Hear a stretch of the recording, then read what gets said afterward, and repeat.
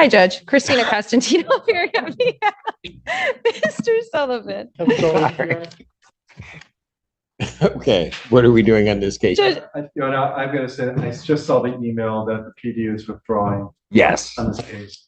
I just signed the order that she was then appointed. I signed the order of withdrawal. Just facilitate this discussion where we're headed. Ms. Apple had emailed me some information about the defendant's testing. I think the last time you were in court with this defendant, he was ordered. All right, everyone, buckle up because today's courtroom session is already off to a tense start. We're looking at the case of People versus Kevin Sullivan, and right from the jump, there's confusion over compliance, testing, and prescription medications. The public defender just withdrew, and now the court is navigating a tricky situation with outpatient testing. Here's the kicker. Kevin claims he's been in compliance, but there are reports suggesting otherwise. Provide proof of testing. Yes, Because there is a violation report from our. correct. I don't want to put Ms. Constantino in a bad spot, but that's where I saw this conversation at least starting off. yes. Was there proof that he is testing? I didn't have a chance to look at it. Your Honor, the information I received, it was not proof of testing, but proof of his outpatient testing, or I'm sorry, outpatient treatment to begin with the VA on Monday. When I spoke with him, he informed me that he had contacted community corrections to test at community corrections because there has been an issue, and obviously he wanted to be in compliance before coming to court. He was informed by them that because of the violation he needed. I was going to request, I understand the court's pause here, but I was going to ask if the court would consider allowing him to test today and come back forward, inform me that he is going to be negative and that there will be no issue. And the proof that I provided was that he is beginning outpatient and has the scheduled dates on Monday through the VA.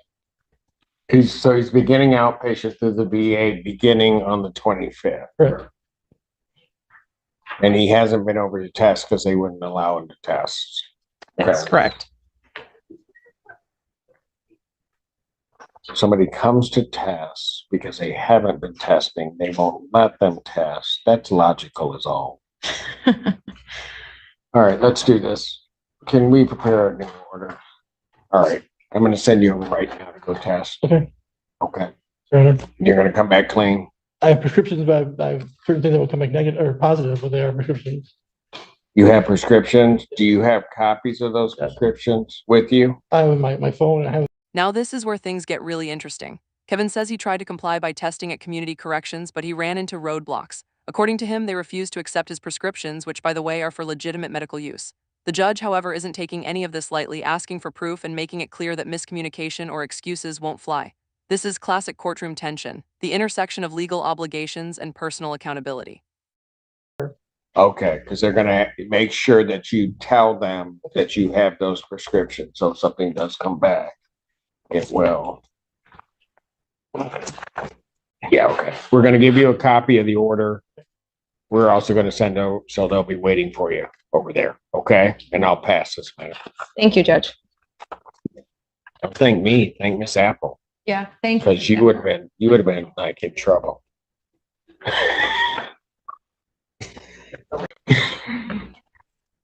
Recalls the case, People versus Kevin Sullivan. Image Canatra for the people. Christina Costantino appearing on behalf of Mr. Sullivan, who's present and stands to my right. You came back positive. So, Judge, we did receive a copy of You got a copy the results. Yes, your Okay. staff was kind enough to send those to me, and I did have an opportunity to talk to my client about them. It did come back as positive for amphetamine. He is under the prescription of several pills that do come back tested as amphetamine. How do I know that? He indicated to me that he went to community corrections. He tried to present them with his prescriptions. He has bottles and he has photos of them as well, and that they brushed him off and did not even look at them. We do have. That's now? That is what I've been told, Judge. Yeah, because we got no information that he did that. Yes. Let's back up a second. The other part is, though, that you told me when we were up here last, that you went over to community corrections and they wouldn't test you. I said, I called, I told Mrs. Apple I called, and he said that the thing was, Okay, so That- then she said that. they dealt with that when you got over I there. talked to her about, yes, that's right. And they're telling me that's not true. You didn't go. But she said, what, sir? I You couldn't, didn't go, you didn't call. I called, I talked to somebody at the front desk, they said, I have to get a new order, exactly what they told me. And now I'm being told that they wouldn't take any indication of any She said, "Come back." prescription. And she indicated to my client that he needed to come back on Monday to sign Intake. some intake paperwork Mhm. and also provide Documentation. prescription documentation. Community Corrections also called while we were seated in the courtroom and I think left a voicemail saying something similar to that effect. Is that Positive, that'd correct? be positive, they should be a positive result. Well, Amphetamine, I can- which I'm on, Are you checking with them now?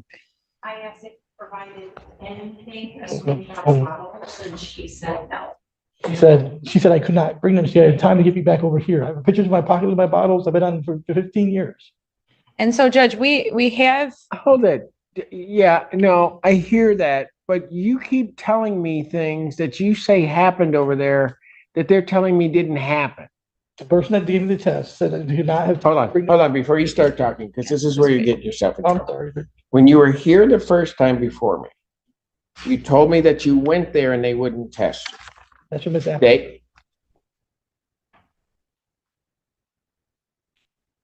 Then they were watching these proceedings. Yeah, she told me. Yeah. So then the story changed that you called. You wrote an email to the court. They wrote an email to the court telling me that didn't happen either. Now you're telling me, because I asked you specifically before you went over, do you have those prescriptions with you? You said you have them on your phone. I do. Here are where things escalate. Kevin's story keeps changing. First he says he went, then he says he called, then he says prescriptions weren't accepted. The court points out these contradictions immediately. And you can feel the tension rise. This is the kind of back and forth that could turn a minor violation into a major legal issue. The judge is laser focused, keeping Kevin in check while the attorneys try to clarify the situation. Okay, sorry, Your Honor. Then you're saying you went over. And as I understand what you're telling me, they wouldn't take what you tried to show them. And we're just communicated with them, and that's not true either. Judge, could I just have a moment with my client to clarify this? Yeah, but don't let him go too far, because he may be staying with me tonight. All right, Judge. We're done. Recalls case People versus Kevin Sullivan. Image Cannot for the people. Christina Costantino, appearing on behalf of Mr. Sullivan, who's present and standing to my right. Okay. Okay, Judge, I did have a chance to discuss with my client. He indicated to me that previously, about a week and a half ago, he did call community corrections, that he did not go in person. And that was when he was told that a new order would be needed in order for him to test. Regarding the issue of testing today, he indicated he went in to test at community corrections. He spoke first to a man, and he asked the man, "What do I do about my prescriptions? Who do I show them to?" The man indicated that he did not have time to look into that because they were expecting Mr. Sullivan back in court. Mr. Sullivan then spoke to a female who told him, and who he asked the same question to, and they told him that he would get a letter on Monday during his appointment on Monday at 1:30 with them, and he would fill out his prescription information at that time. I have physically seen his prescriptions. He's been taking these medications for a very long time. He has a long history of anxiety and some mental health issues that these medications are required for him to take. So those are, I believe it's female. She did at least confirm that because she didn't want to keep us waiting. He is scheduled for an intake on Monday. And he does have a card to that effect, and it is Miss Dozer's card. I'm adjourning the probable cause. Are you here next week, Ms. Constantine? I am, Judge. It was just that April 2nd date that she couldn't do. if I Yeah, remember correctly. yeah, it Yeah. was. Thanks for reminding me. March Thanks, appreciate March that. 28th, 2024, 9 a.m. At this point, I'll let his bond continue.